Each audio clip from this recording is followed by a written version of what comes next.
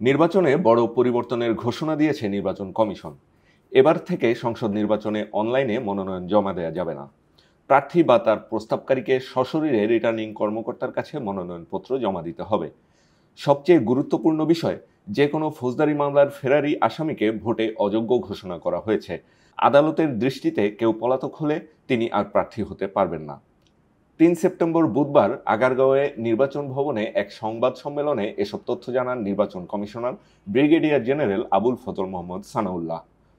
এসব বিধানসহ একগুচ্ছ সংশোধনী এনে গণপ্রতিনিধিত্ব আদেশ ১৯৭২ অধ্যাদেশ ২০২৫ চূড়ান্ত করতে আইন মন্ত্রণালয়ে ভেটিংয়ের জন্য পাঠিয়েছে ইসি।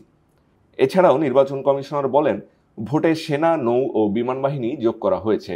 পোলিং স্টেশন জেলা নির্বাচন কর্মকর্তা তৈরি করবেন। শিক্ষা প্রতিষ্ঠানের গভর্নিং বডিতে থাকা কোনো ব্যক্তি প্রার্থী হতে পারবেন না। হলফনামায় মিথ্যা তথ্য দিলে ওই ব্যক্তির প্রার্থিতা বাতিল হবে এবং সংসদ সদস্য পদ হারাবেন।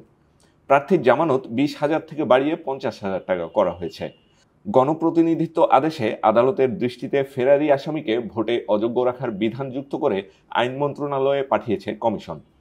ইসির সংশ্লিষ্ট কর্মকর্তারা জানান, আরপিওতে যোগ্যতা অযোগ্যতায় আগে ব্যক্তি কোনো অপরাধের সাজা পেলে তবেই নির্বাচনে প্রার্থী হওয়ার অযোগ্য হতেন।